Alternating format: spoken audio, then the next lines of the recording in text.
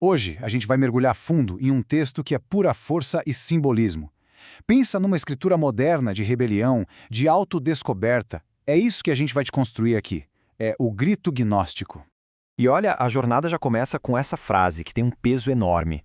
Isso aqui não é só um brinde qualquer, é quase uma invocação. É aceitar a perda, sabe? Reconhecer que para a gente construir algo novo, primeiro a gente tem que celebrar as ruínas do que ficou para trás. E aí, a gente entra no que seria o primeiro estágio desse ritual. É uma espécie de reunião num lugar decadente, um banquete que não celebra a vitória, mas sim um ideal que foi derrotado. A cena que o texto pinta é bem forte. Imagina só, um salão em ruínas, colunas quebradas para todo lado, figuras encapuzadas. Uma cerimônia super solene no meio da destruição. Mas a ideia aqui não é de fim, e sim de um recomeço a partir das cinzas, quase um ato de desafio silencioso. E o que deixa esse brinde tão interessante é para quem ele é feito. Aqui, Lúcifer não é a figura do mal que a gente costuma ver. Ele é apresentado como um símbolo de luz sublime, um herói que caiu, mas cuja rebelião é vista como um ato de coragem e não de pecado. Vamos seguir em frente, porque agora a gente chega no coração filosófico da coisa toda. É o momento da grande confrontação com o eu.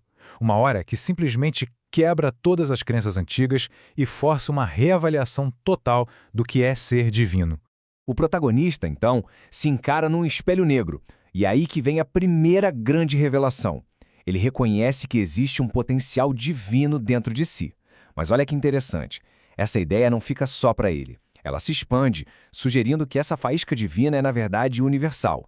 Está em toda a humanidade. E aqui vem o golpe final, a virada que estilhaça não só o espelho, mas a ideia tradicional de fé. Se essa divindade não pode ser encontrada dentro de cada um, a própria ideia de um Deus externo, lá longe, perde o sentido. É uma declaração muito poderosa. Ou o divino está em tudo, ou simplesmente não está em lugar nenhum. Agora, o foco volta todo para a figura de Lúcifer. E ele é totalmente reformulado. Não como um pecador, mas como o maior exemplo de rebelião contra uma vergonha que foi imposta de fora. O ponto crucial aqui é o seguinte: a tristeza de Lúcifer, segundo o texto, não vem da vergonha ou do arrependimento. Vem da dor da própria rebelião. É isso que o diferencia dos outros anjos, que viveriam marcados pela vergonha de terem se submetido. Então, para não deixar dúvida, o texto define bem o papel de Lúcifer nessa narrativa. Ele é o pai da liberdade, a personificação da recusa em se curvar, uma figura que preferiu a queda à servidão. Eita! Esse aqui é um grito de puro desafio. Nessa simbologia toda, o cordeiro é uma imagem da submissão, da fé cega, do sacrifício passivo. Então, brindar ao desprezo do cordeiro é basicamente celebrar a rejeição total a esses valores.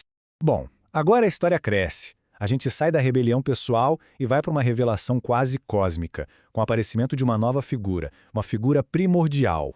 O texto nos apresenta Baphomet, mas calma, não da forma como ele é geralmente retratado.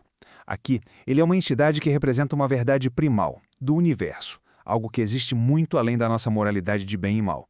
Uma verdade nua, crua, como as próprias estrelas. Essa imagem de Baphomet é cheia de simbolismo. Os chifres dourados são poder, o céu estrelado na pele é a conexão com o cosmos e a sombra livre é a transcendência dos limites mortais. Ele é a própria personificação de uma verdade universal e, acima de tudo, livre. E a imagem de quebrar correntes é o tema central. Não é só sobre se libertar fisicamente, mas sobre libertar a mente e o espírito das amarras que a sociedade ou qualquer poder opressor tenta impor. E com isso, a gente chega no clímax de toda essa jornada.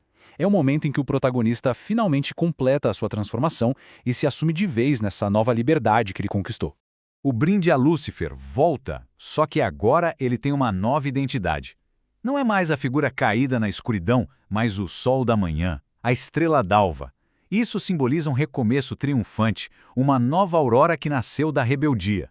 E essa diferença aqui é fundamental. Enquanto a massa toda se curva diante desse novo poder, o protagonista entende que a jornada não era para trocar um mestre por outro. O objetivo sempre foi se tornar o seu próprio mestre. Por isso, ele fica de pé, sozinho.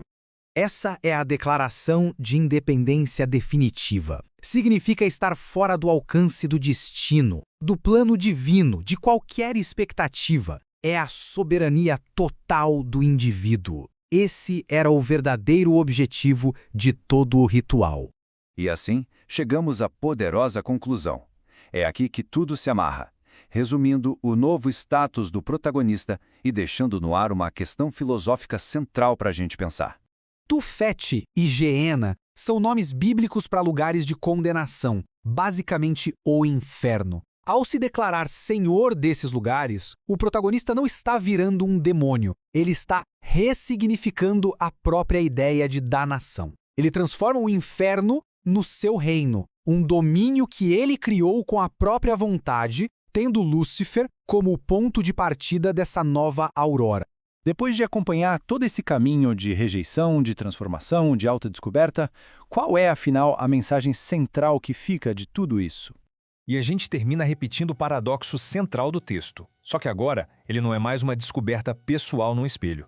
É uma afirmação final, provocadora, sobre a natureza da divindade e do eu. Uma ideia que fica ecoando na cabeça muito depois que a leitura acaba.